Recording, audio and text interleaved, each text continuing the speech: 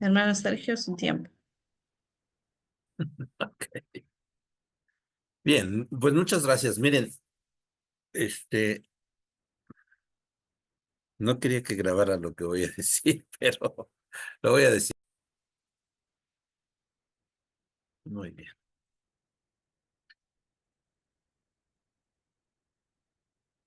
Vamos a ver los errores más comunes en apellidos encontrados en indexes. Lo primero que vamos a ver son castas. Las castas de la Nueva España eran Ya. una clasificación de las personas basadas en su origen étnico y color de piel. Desafortunadamente, esto era, pues, algo que denigraba a las personas, pero pues, los curas que eran completamente españoles o criollos eh, eran muy marcados, eran racistas, literalmente es la palabra, eran racistas, y entonces especificaban esta clasificación. Estas castas fueron el resultado de mezclas de grupos culturales como los españoles, los indígenas, los negros y los criollos. En conjunto, estamos hablando de estos cuatro. Y ahorita vamos a ver las 16 castas eh, que había. Esas eran las más comunes en Nueva España. Los criollos, que eran blancos de raza europea, nacidos en América, obviamente, pues hasta arriba, estaban los españoles, ¿no? Los ibéricos, que quiere decir que habían nacido en España. Los criollos eran españoles nacidos en América. Los mestizos eran descendientes de españoles e indígenas. Los mulatos, descendientes de españoles y africanos. Zambos, descendientes de africanos e indígenas. Castizos eran descendientes de mestizos, ahí empezamos a ver, y españoles. Moriscos, descendientes de mulatos y españoles. Coyotes o cholos, descendientes de mestizos e indígenas. Y chinos, descendientes de mulatos e indígenas. Y este cuadro, hay varios lugares, pero hay una, no sé si es la iglesia o el edificio central en un convento, en un lugar llamado Tepozotlán, en el Estado de México, obviamente en México, donde están estas 16 castas. Y aquí se ve el rasgo fundamental y los padres. Ajá,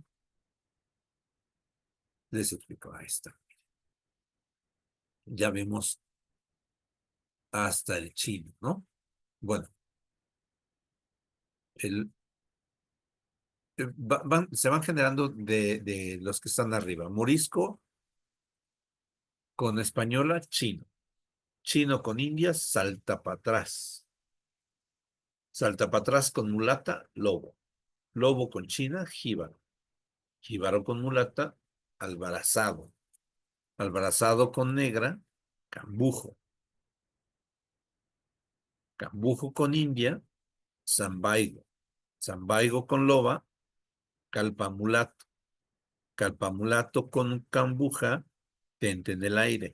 Tente en el aire con mulata, no te entiendo. Y no te entiendo con india, perdón, toma atrás. Nos pueden dar risa hoy día, pero así estaban catalogados. Y desafortunadamente en los registros históricos, en el bautizo principalmente, o en el de casamiento, se especificaba esa casta. Miren, esto es muy parecido a lo que sucede o sucedía también en India, ¿no? Había ciertas castas que eran totalmente despreciadas. Entonces, es importante que podamos comprender que algunos de estos, principalmente yo he encontrado personas que tienen el apellido Lobo y no era un apellido, era una casta. Aquí nosotros encontramos algo que es común en nuestra época, que son las comas. En la época que se escribían no existían las reglas de ortografía y la coma era de lo más inusual. Entonces podía decir Sergio Sierra Lobo. Ok, Sergio Sierra era mi nombre y mi apellido. Y Lobo era la casta a la que pertenece. ¿De acuerdo? Entonces, este es uno de las cosas más comunes que se puedan encontrar. No quiere decir que sea muy frecuente, pero sí hay este tipo de situaciones. ¿De acuerdo? ¿Alguna pregunta? Mano Sierra, buenas tardes. Hola, hermana Lisa. Eh, ¿Estas castas son de México o No. también incluye otros países? No, la Nueva España, hermana, abarcaba prácticamente casi la mitad de Centroamérica hasta las Californias. En lo que es Sudamérica, no tengo la información correcta. Hermana Lucero. Buenas tardes a todos. Una consultica. ¿Podría suceder que colocaran solo, por decir algo, Pepito y la casta? Es correcto. Ok. Lle- eh, ahorita vamos a ver un punto, no lo puse aquí en la gráfica, en la presentación, pero uno de los puntos que frecuentemente sucede, y esto en todo el mundo, en todo el mundo, encontramos la situación de los esclavos. El esclavo no tenía absolutamente ningún derecho. Ahora, no estoy hablando de esclavo negro. El esclavo es indistinto. Entre los judíos, por ejemplo, uno se podía vender como esclavo para pagar una deuda y era judío, de la misma raza que el amo, ¿de acuerdo? Cuando hablamos de esclavo, pensamos principalmente en negros, no, no, no. Hay de todos los sabores, por decirlo así. Entonces, aquí la situación es que el esclavo, al no tener derecho alguno, en muchísimas ocasiones, no era registrado. En otras, que es una gran cantidad, el esclavo recibía un nombre cristiano, llamémosle así, y el apellido del amo.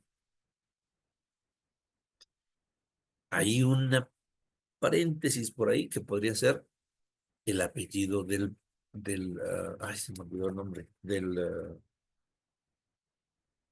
capataz, pero generalmente era del amo, porque era de su propiedad,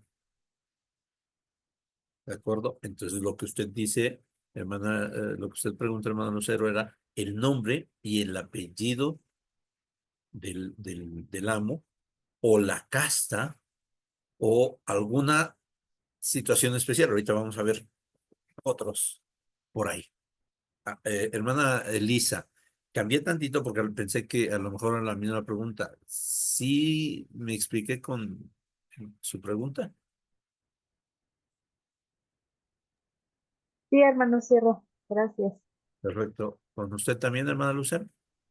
Sí, señor. Con respecto a lo que decía la hermana Coque, es que yo he visto algunos registros en el caso de acá aunque usted decía que era hasta Centroamérica, Sí. pero yo he visto algunos registros con respecto acá a Colombia, a Suramérica, de Perú, algunos, creo que de Bolivia, Colombia, donde dice, por ejemplo, Pepito, esclavo de Maruja, de la señora Maruja, por decir algo, y colocan el apellido así. Y he visto algunos términos, no he visto estos términos, sí he visto el término mestizo, he visto el morisco, los otros no los conocía, pero sí he visto como esos apelativos y entonces por eso me llamaba la atención y creo que de alguna forma también acá en el sur, de pronto no eran muy comunes, pero por ser también de estar sobre el gobierno de la Iglesia Católica, también era como la misma normativa, ¿no? Digamos, lo aplicaban lo mismo.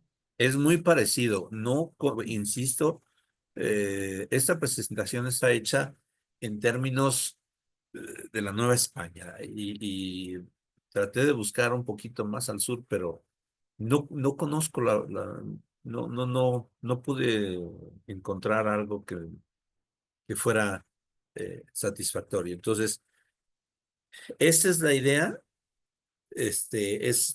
Pueden parecerse muchas, ¿eh? Pueden parecerse muchas. Algunas pueden cambiar, ¿de acuerdo? Este, pero en forma general está ahí. Por ejemplo, el 9, lobo, conchina, jíbaro, pues hay un grupo étnico que sí son jíbaros. No es un grupo étnico, es una población, ¿no? Este, bueno, vamos a continuar. Muchas gracias. Ok, Hermano ahora Sergio, sí, una pregunta. ¿Eso de India se refiere a indígena? ¿Es el término mal empleado de es India? correcto. Hay que Ah, ok. recordar que en toda América al indígena se le llamó siempre indio. Eh, y esto por el error eh, garrafal de Cristóbal Colón de llamar a América, ay, ¿cómo? Se me olvidaron las Indias. Sí, O había las- pensado que había llegado a las Indias. es correcto, pero cuando se dio cuenta, de todos modos, le siguieron llamando India. Américas de Indias. América, sí, América de Indias fue un poquito después, eh, pero originalmente, una vez que se informó a los reyes españoles, le llamaban Indias. Entonces, después América, no fue mucho después que se le llamó América por la disputa aquella de el portugués Américo Vespucio que eh, se tomó el título del descubrimiento. Es una situación por ahí medio triste para Sí. Cristóbal Colón. Hermano, yo en algunas actas de algunos familiares, especificaban fulano de tal, indio o no indio, así decía, no decía indígena o no, sino te decía indio, no indio, bastardo o no bastarda, ya un poquito más para acá ya era hijo natural o así, pero al principio de 1800 y tanto sí, así era bastardo, indio y así. Es correcto, es correcto. Eh, Sergio, sí, sí, Ricardo. sí, algo interesante también que cuando Cristóbal Colón llegó acá a América en 1492, los europeos los llamaron India Occidentales. India Y Occidental, esto, ese es el nombre. claro, y esto fue debido a que Marco Polo había llamado India al continente asiático donde pensaron que iban a llegar. Es correcto. India Occidental es el nombre que le dieron una vez que llegaron con los reyes españoles. Déjenme explicarles. Eso que estaba diciendo la hermana Lupita Ugarte es muy cierto. Entonces encuentran a Sergio Sierra Indio. Ahí es donde ciertos indexadores cometían el error porque no hay comas. Y entonces piensan que indio o pensaron que indio era apellido. Eso fue muy frecuente principalmente con los primeros registros porque la traducción, más bien la indexación lo hacían personas de habla inglesa. Incluso todavía seguimos teniendo esos errores. Muy bien. Ahora, otro de los situaciones muy interesantes es para esto, bueno, tenemos que ver los diferentes tipos de apellidos. ¿De acuerdo? Tenemos los orígenes geográficos, que son los toponímicos, eh, aquellos que son como arroyo, costa, bosque, ribera, peña, etcétera. Y los apellidos por cercanía a estructuras, ¿no? Iglesias, fuentes, torres, palacios, etcétera. Los que son de origen de oficio. que son herrero, molinero, barbero, pastor, criado, vaquero, etcétera, por rasgos físicos: delgado, amable, cortés, calvo, eh, moreno, etcétera. Los de origen antroponímico o patronímico, que son los que provienen del nombre del familiar, el principal, ¿no? Ah, ahorita entramos a ese. Quiero regresar un poquito al toponímico, ¿no? Eh, Ustedes pueden recordar, podían decir, bien, él es hijo de Gui, el, el de la montaña o el de la sierra. Entonces, el hijo de Gui, que era, no sé, Felipe de la Sierra. ¿Me explico? Entonces empezaron a quedarse esos apodos.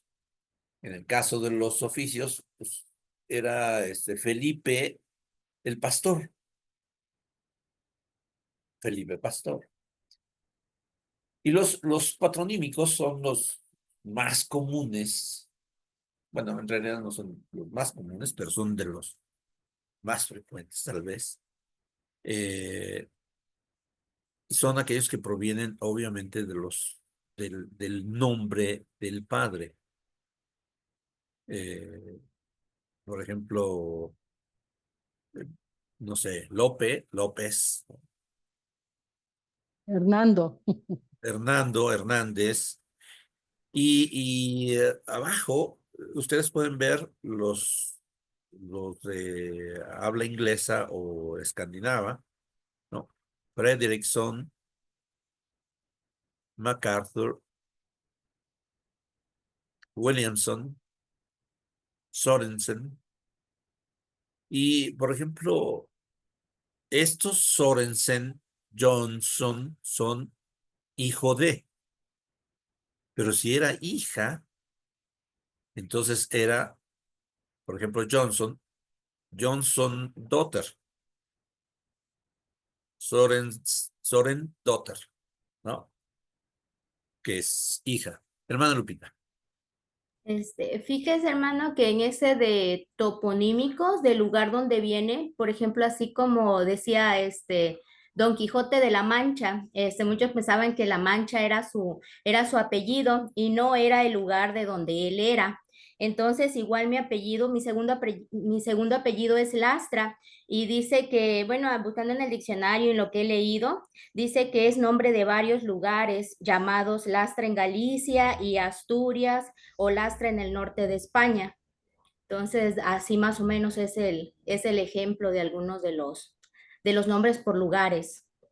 El que me ha llamado mucho la atención es un nombre de un hermano que trabaja en el templo en Villahermosa y es mexicano. Ese apellido está, no sé si será un apellido, cómo ha de haber sido tomado, mexicano, hermano mexicano, he visto en su gafet. Su apellido es mexicano, Ajá, es étnico, sí. ¿ok? Sí, yo tengo varios amigos así, de apellido mexicano. Bien, miren, como ejemplo, ustedes pueden ver, hay muchos documentos, no lo vamos a leer por cuestión de tiempo, pero en algunos viene un rasgo característico. Ustedes encuentran muchos de estos detalles, ya sea un apellido toponímico, una casta. Sí, les puse algunos ejemplos ahí. Muy bien.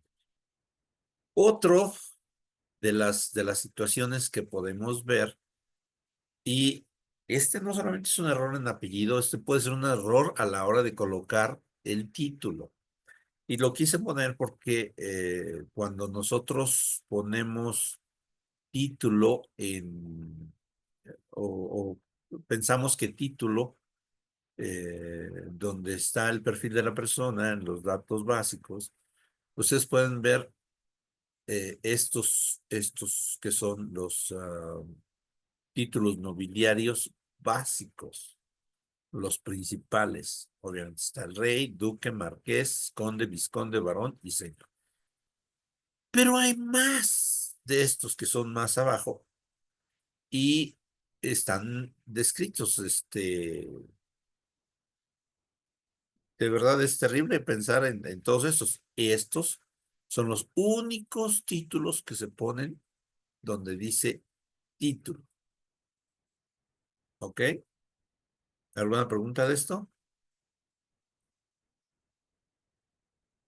No, muy bien. Ok. Jerarquías militares. Y hermanos, otra vez, aquí sí pido disculpas, porque pues esto es tomado del ejército mexicano. Básicamente son los mismos, pero me tomé la libertad de hacerlo aquí, porque prácticamente es la misma jerarquía. Primero está el soldado raso, que no tiene ningún rango, cabo, sargento, segundo, ustedes ven, sargento primero. Subteniente, teniente, capitán segundo, capitán primero, mayor, teniente coronel, coronel, general brigadier, general de brigada, general de división. Bueno, y el último, no existe en otros países. Este, pueden cambiar, por ejemplo, en el caso de lo que son las armadas o lo que es naval, cambian los nombres, pero son las mismas, la misma cantidad de oficiales, por así llamarlo. ¿Por qué pongo esto? Porque también hemos llegado a pensar que, y bueno, puede ser un apellido por oficio, por ejemplo, coronel, sargento, capitán, sí se encuentran estos apellidos. ¿Y cuál era la situación? Ah, pues es que era el oficio al que se dedicaba. Lo que sí tenemos que comprender es que pudiera estar en alguno de los registros y que no sea en específico su apellido, sino a lo que se dedicaba o el rango que tenía. No sé si me explique. Entonces, es cuestión de poder checar si hemos encontrado algunas de estas situaciones que podamos dar una revisadita y a lo mejor podemos comprender que no era el apellido, sino era un rasgo. Muy bien. Aquí, hermanos, esto lo puse nada más, porque son oficios. Y ustedes van a ver allí, esos son oficios antiguos, ¿no? Y algunos de ellos ni siquiera sabíamos que existían, ¿no? Sabemos de qué es un alambique, es donde se guardan los toneles o los barriles donde se ponía el vino o el licor. El alambiquero pues, era el que hacía el alambique, hacía el barril, ¿no? Alimañero se encargaba de exterminar las alimañas. O sea, era el plaguero. Y vean, esta cantidad de hermanos está en orden alfabético. Les voy a poner así rápido nada más para que puedan ir viendo toda la cantidad. Y algunos de estos llegan a ser, podemos encontrarlos en algunos apellidos. Lo puse solamente para que ustedes puedan ver que sí, algunos apellidos son reales, pero provienen de estos oficios. ¿Ok? Cordelero, sillero, obviamente está el escribano, el cucharero a mí me llamó la atención cuando vi esto. Ok. Miren, el herrador es diferente al herrero. Hilandera, matarife, morillero. El lucero. Lucero, ¿Cuál? Lucero. lucero. Cero de la Ah, mañana. mire. Ok, Uy, de cobrar, vea, yo siempre ahí. ándele. Ok. Bueno, esa es la idea. Y ahora me gustaría que ustedes pudieran visualizar eh, que hemos encontrado, me gustó mucho la participación de la hermana Lupita, porque dijo, es que yo he encontrado registros que dicen así. Yo creo que todos hemos encontrado algún registro que tiene que ver con algún asunto de esto. Tal vez lo hayamos, nos hayamos dado cuenta, pero tal vez no.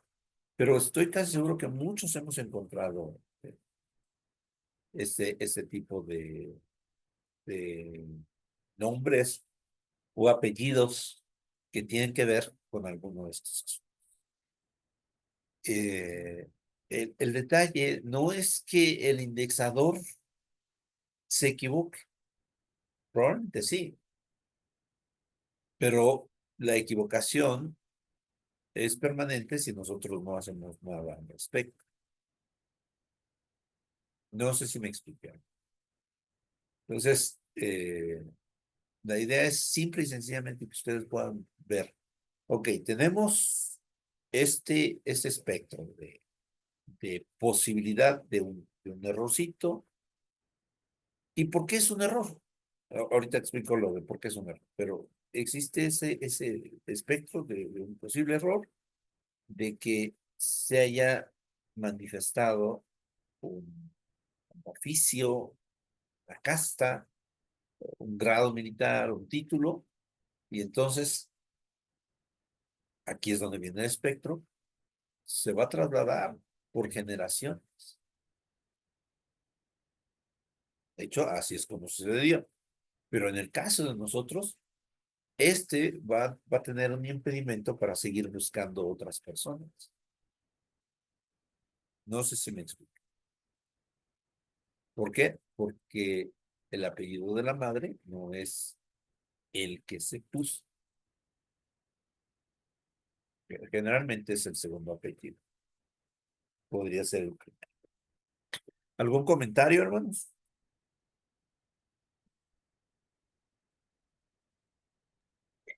Hermano Sergio, una hermana me preguntó si usted lo podría compartir a la presentación después en el grupo.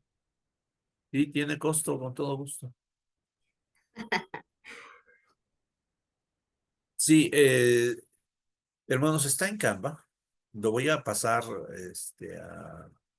a PowerPoint para que lo puedan tener.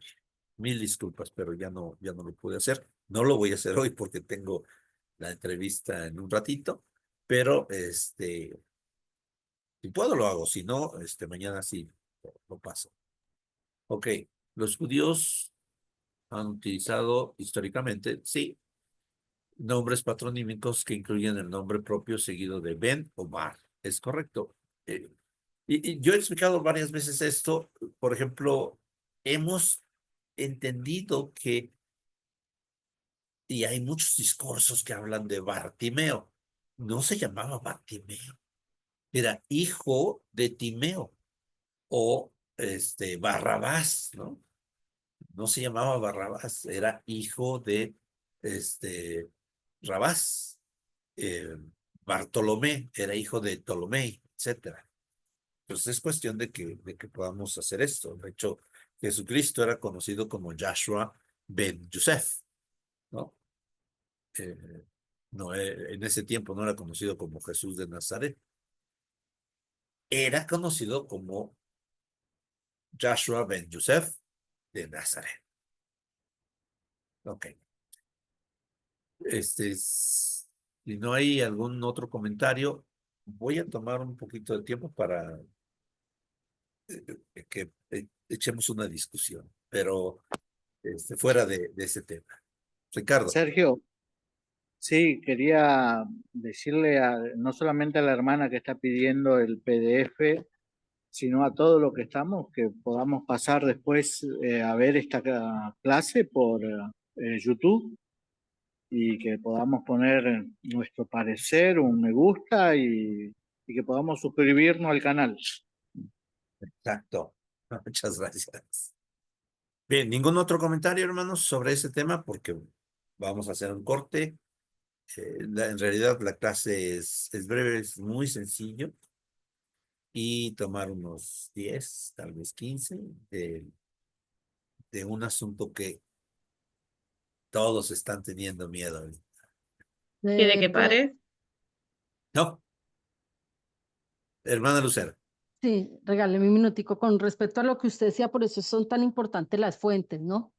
Recurrir a las fuentes, porque si el que indexó por algún motivo cometió esos errores, cuando nosotros vamos a la fuente y leemos todo el documento, entonces nos damos cuenta que es que eh, mestizo no era el nombre, no era el apellido, sino que es que, y entonces empezamos a hacer las correcciones necesarias y podemos dejar los comentarios dentro de la misma hoja de plataforma que hay allí de esa persona, pues para que quede evidenciado que ya se hizo un análisis con una fuente directa. Entonces, por eso es tan básico y tan importante que siempre tengamos en cuenta las fuentes y leamos completamente la fuente. Y si nosotros somos el que estamos haciendo la digitación, pues leamos directamente todo el documento para pues tratar de cometer los menores errores posibles. Y no, pues hagámoslo así y luego cuando el dueño lo encuentre que él lo arregle si lo considera arreglarlo. No, tratemos de hacerlo lo mejor posible. Muchas gracias. ¿Algún otro comentario, hermanos? No. Ya. Bueno, miren, hermanos, los cambios, los ajustes, a muchos nos dan miedo, nos provocan nerviosismo o duda. Yo recuerdo que en el año 2019, si no me equivoco, se anunció un cambio muy drástico en la iglesia con respecto a los quórums de sacerdotes. Aunque el oficio no deja de existir, sumos sacerdotes, se perdía el grupo de sumos sacerdotes y se creaba, y se quedaban en el quórum de élderes. La dignificación que le dábamos al oficio de sumos sacerdotes, que yo las puedo todas, ¿no? Yo soy más que los élderes. Y en realidad pensamos que se había perdido la función de un sumo sacerdote. Y en realidad no, simple y sencillamente era arreglar, eh, ajustarlo a un quórum más rápido, más sencillo. Y también vino un ajuste de llamar a las maestras visitantes y a los maestros orientadores como hermanos ministrantes. Y nos perdimos en la discusión de que ahora qué vamos a hacer.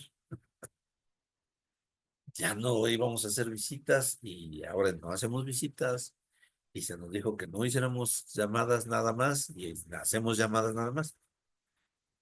Algunos nos hemos perdido en este tipo de situaciones. Siempre los cambios nos pueden provocar alguna situación, incluso escozor. Ah, Recientemente el elder David Tabernar vino a México y lo ha dicho en otros lados y he escuchado que otros apóstoles han dicho lo mismo, que dice, eh, quienes estén pensando que la iglesia no debe cambiar, se ha equivocado en la iglesia. La iglesia tiene cambios.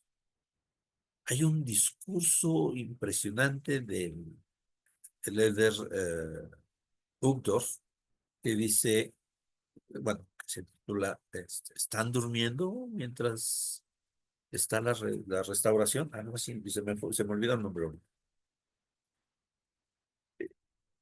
La restauración continúa, hermano. No sucedió en 1830, no sucedió con la llegada de Pedro Santiago y Juan el Bautista. No, la restauración continúa. En los templos hemos percibido eh, ajustes, no en las ordenanzas, sino en la forma como se están haciendo las cosas.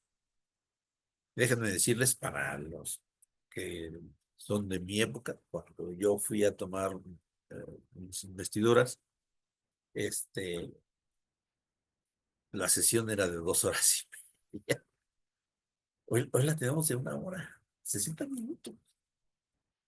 Eh, y algunos, yo he escuchado que dicen, "Híjole, es que a mí no me gusta cómo está ahora, porque es muy poquito". Debemos de tomar los cambios de la mejor manera posible y entender que el cambio nos permite crecer. Los que somos padres podemos recordar que los hijos cuando iban creciendo de niños entrando a la pubertad, empezaban a tener dolores en los huesos. Se están estirando los huesos, están creciendo.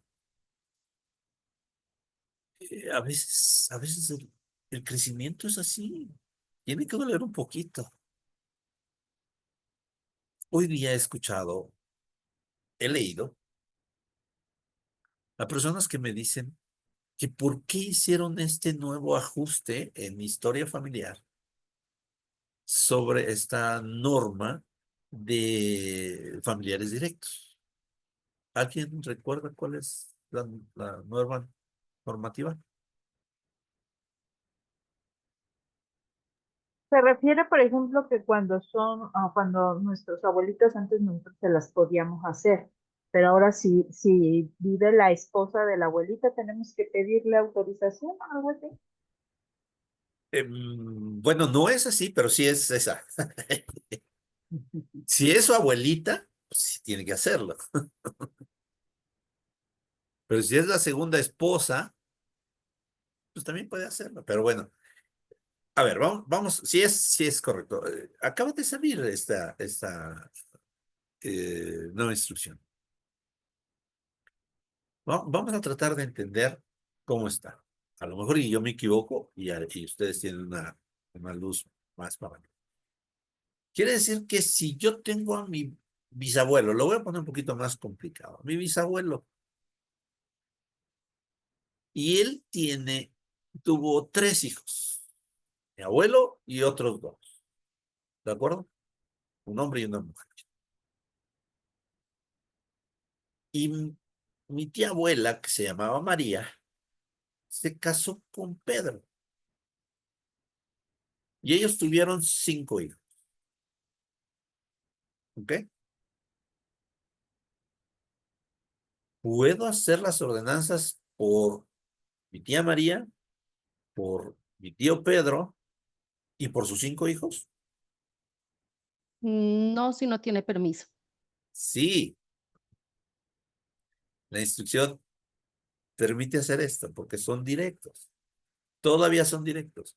Lo que Ah, no sí. puede hacer, lo que no puede hacer es hacer las ordenanzas. No quiere decir que no haga historia familiar, ¿eh? Mm, Son ordenanzas. Ordenanzas.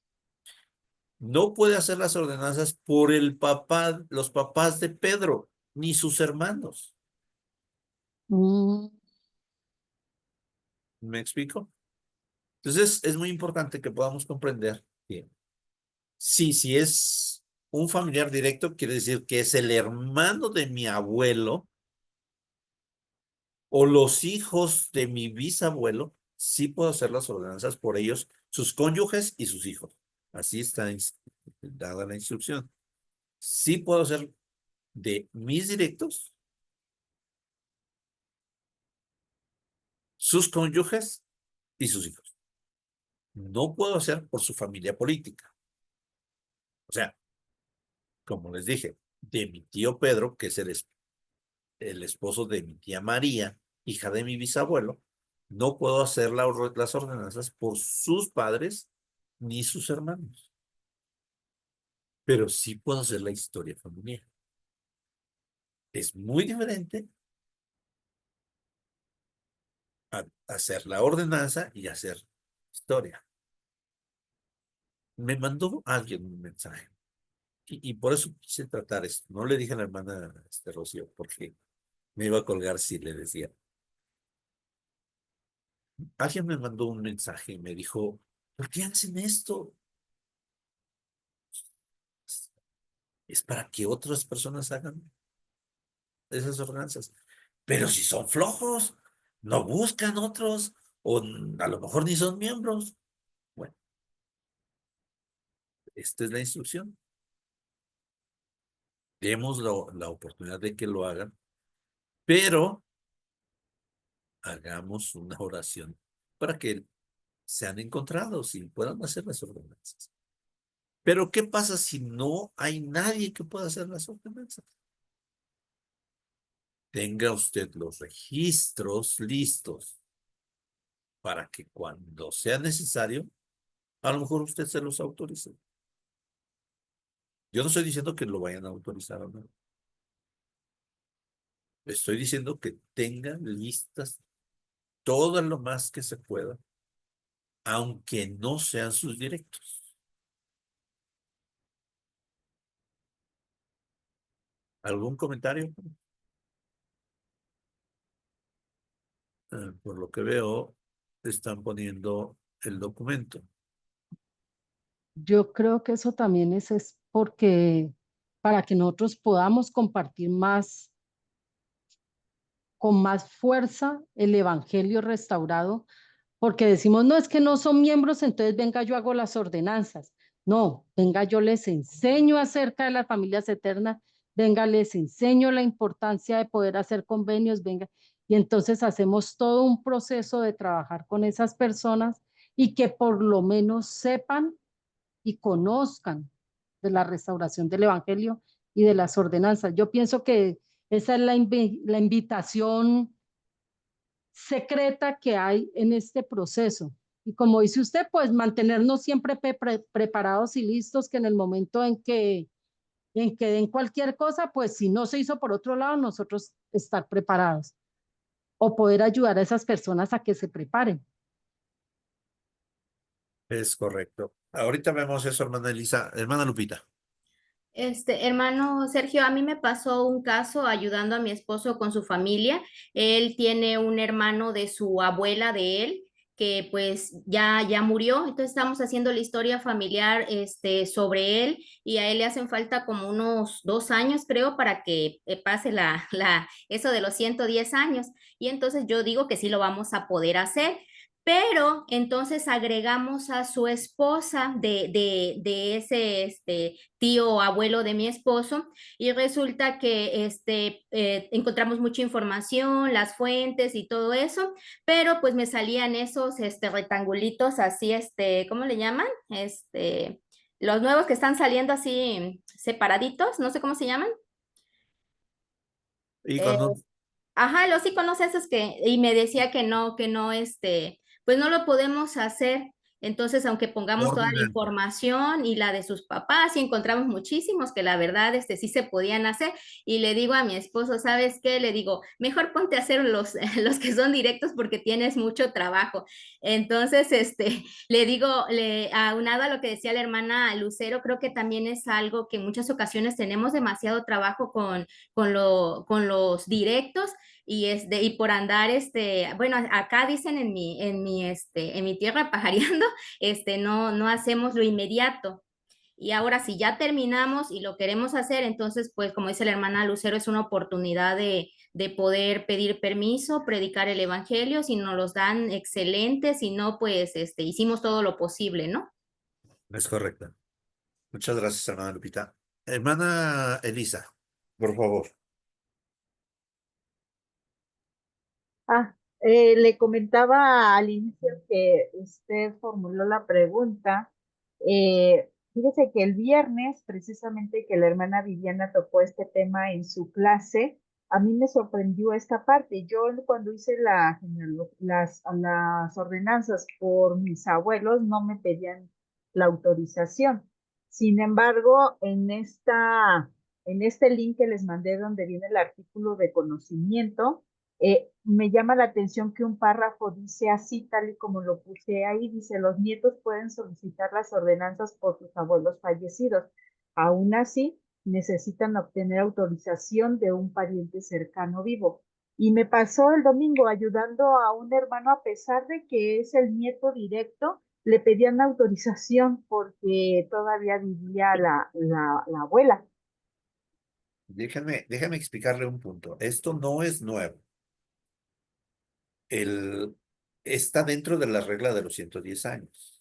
Y este es algo un poquito separado, aunque va en conjunto. Mientras no tenga 110 años, mientras esté bajo la regla de los 110 años, es decir, que el nacimiento de esta persona esté antes de los 110 años, estamos hablando de 1903, 14, 15, 14 en realidad, porque 15 estamos empezando. Si nació después de eso, el nieto forzosamente necesita autorización, aunque sea su línea directa, aunque sea su abuelo, necesita autorización. Esta regla ya estaba. Eh, si rebasa los 110 años, sin problema. Pero Sí, pero generalmente, le comento que sí es nuevo porque yo todavía cuando hice las ordenanzas por mis abuelos no me pidieron autorización. ¿cuándo hizo la ordenanza, hermano? No, pues ya tiene un buen rato. Exacto. Tengo Eso el tiene aproximadamente de 2 a 3 años esta instrucción. ujú. Sí, sí, por eso. Pero el que, por ejemplo, en línea directa, yo no lo había visto, ya no había tocado yo en mi árbol porque ya las tenía hechas. Pero este domingo sí, yo desconocía que era, yo decía, pues si es su abuelo lo puede hacer. Pero dice, no, hermano, es que me está pidiendo permiso. Entonces ya revisando su árbol, efectivamente, sí estaba dentro de la regla de los 110, pero me Exacto. sorprendió porque pues yo ya tiene unos años que hice las ordenanzas y a mí no me solicitaba el permiso, ¿no? Les voy a platicar tal vez 3 datos. Mi hermana, hace muchísimo tiempo, que es una extraordinaria genealogista, tenía un grupo de muchachos y los puso a trabajar en historia familiar y buscaron a los héroes de Guerrero. Guerrero es la entidad de Acapulco. Y encontraron para los mexicanos, por ejemplo, Hermenegildo Galeana, Vicente Guerrero y otros, y llevaron los nombres al templo. Estoy hablando de hace muchísimos años. Hoy día ya no se puede hacer. Y después había personas famosas. Y uno podía hacer las ordenadas, llenar las tarjetas, los formularios, llevar la tarjeta al templo y hacer las ordenadas. Hoy día usted no puede hacer por ninguna persona famosa a menos que sea directo suyo.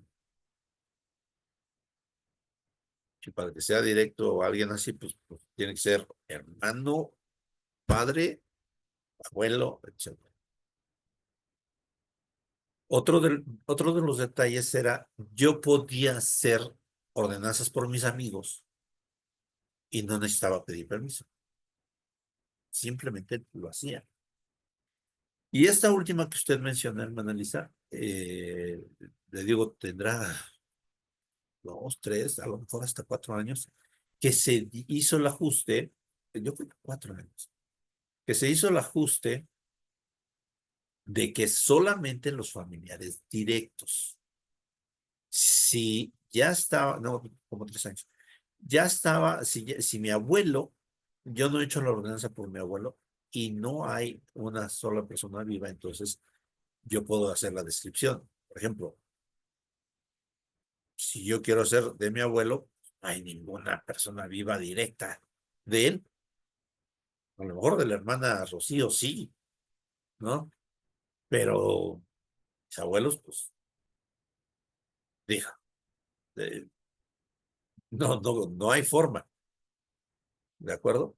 Ah, hay una diferencia. Ellos ahora rebasan los 110, pero en el caso de un joven cuyo abuelo está dentro de la regla de los 110, este, forzosamente va a necesitar el permiso. Esto es algo que ya sucede. ¿Ok? Ahora, eso es independiente de lo que les estoy comentando. O sea, si no es su familiar directo,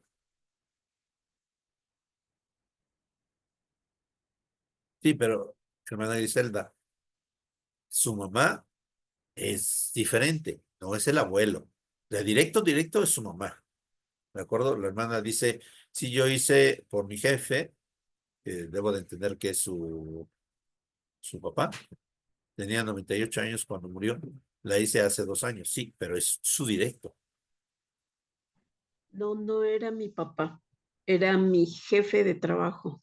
Ah, caray, Ajá, por eso me sorprende. pero lo hizo ¿en qué árbol? Pues lo hice empezando con, ahora sí que iniciando con el de él. Puse a su hijo más bien, a su hijo, y luego puse a él como Pero, papá, a pero le su dieron mamá. autorización. Sí, Ah, diferente. sí me autorizaron, No, fíjese que es no. lo más sorprendente. Sí, sí, o sea, si es por alguien externo, no familiar, y usted tiene la autorización, sí, claro, sí se autoriza. Yo me referí que hace algunos años usted podía hacer de cualquier persona, aunque no tuviera ninguna relación sanguínea, o, bueno, cualquier relación. ¿Sí? Es Ok. correcto, Ricardo. La iglesia realizó estos ajustes para evitar problemas legales con las personas que no son miembros de la iglesia cuyo familiar tuvo un bautismo vicario sin autorización. ¿Es correcto? Por Este, ejemplo, sí, Josmar. Bienvenido, Josmar. Josmar ahora es un colaborador nuestro. Gracias. Yo lo que tengo entendido, gracias Lupita, yo lo que tengo entendido es que, por ejemplo, por el lado judío, cuando se enteraron que también estábamos haciendo las ordenanzas, bueno, no nosotros, pero alguien estaba haciendo las ordenanzas por un ancestro directo o no necesariamente un ancestro, pero estaban haciendo las ordenanzas por el lado del holocausto, ellos como asociación, como grupo judío familiar, o bueno, o instituciones que ellos tienen, se quejaron con la iglesia precisamente para que no se hicieran las ordenanzas por ellos. Y debido a eso, se tuvo que Family Search y la iglesia como adaptar para que se cumpliera y se evitara problemas de diferentes temas, ¿no? Entonces, ese es otro caso, por ejemplo, ahí. Sí, es índole legal. Pero miren, eh, déjenme explicar un poquito este punto. Ojalá comprendamos esa parte. Su familiar directo son sus padres, su cónyuge y sus hermanos y sus hijos. Nada más. ¿Ok? Repito. Es sus padres, sus hermanos, su cónyuge y sus hijos. Son sus directos. Y usted puede hacer las ordenanzas por ellos, excepto por sus hermanos. Pero puede hacerlo por su padre, por su cónyuge y por sus hijos. Para sus hermanos necesita la autorización de la cónyuge, del cónyuge o de los hijos, de sus hermanos. ¿Ok? De los abuelos Imagínense qué cantidad de personas están inmiscuidas en una decisión. El abuelo pudo haber tenido nada más 2 hijos, un padre y un hermano. Pero este hermano pudo haber tenido 4, 3, 2 hijos. Y estos hijos pudieron haber tienen nietos. Todos ellos tienen derecho legal, el mismo derecho legal que usted para poder hacer una ordenanza o para negar un permiso. No sé si me explico. Por esa razón, se requiere de que quien le dé el permiso sea alguien totalmente pegado a esa persona, para que la iglesia en un determinado momento diga, pues sí, pues tengo la autorización. No sé si me explico. Entonces es sumamente importante que podamos comprender que por eso nuestros únicos directos son, para ordenanzas, son padres, cónyuges e hijos. Nada más. Y que se requiere permiso de todos los demás, dentro de la regla de 110 años. Si rebasan los 110 años, esa regla desaparece. Usted puede hacer solo de sus directos, no de familiares políticos. Correcto. Hermana Lupita. Hermano Sergio, yo tengo una duda y quisiera ahora sí que me ilustraran en este aspecto. Por ejemplo, si yo voy a pedir permiso por alguien, en este caso, recibo el permiso de un hijo, pero luego cuando quiero, agregar el permiso me dice que si su cónyuge vive y de ahí no me da la opción inmediatamente de, ¿cómo se llama? De como un menú que me despliegue que no es el cónyuge, sino inmediatamente un hijo, sino le tengo que decir que ya no vive el cónyuge para que me dé acceso a otro permiso, ya sea de un hijo o de un nieto. Entonces, es incorrecto lo que he hecho en algunas ocasiones porque los que me han dado permiso, por ejemplo, son los hijos y algunos hermanos igual he apoyado con esto y a los que les han pedido, aunque vive el cónyuge. ¿Es incorrecto eso? Tiene que, a ver, y ya terminamos con esto. Hermanos, el orden es cónyuge, es prioritario. Si la persona estaba casada.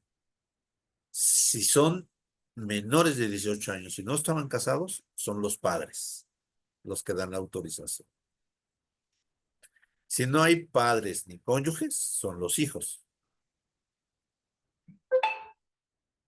Si no hay padres, cónyuges, hijos, son los hermanos.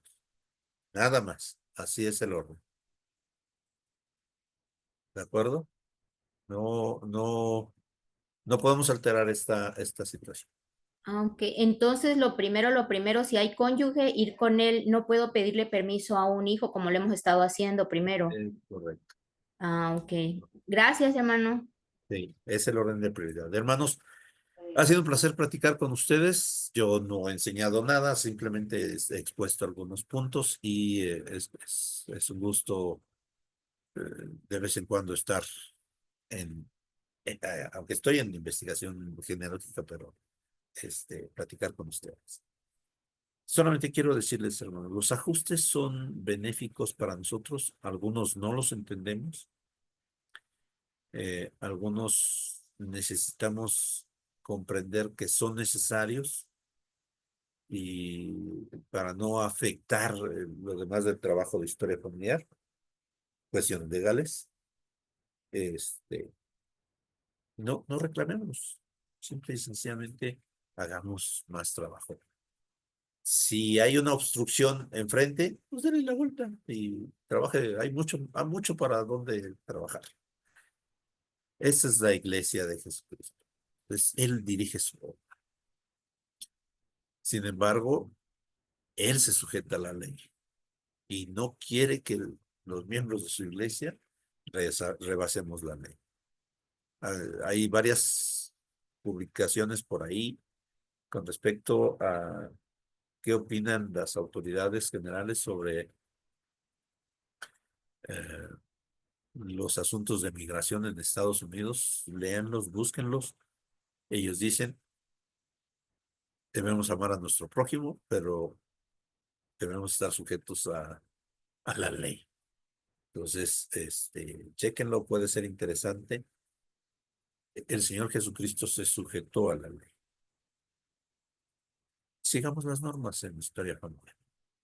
Es un placer para mí trabajar con ustedes, hermanos. Esta obra es maravillosa. Es una obra divina y podemos hacer mucho bien. Lo comparto en el nombre de Jesucristo. Amén. Amén. Muchas gracias. Que viene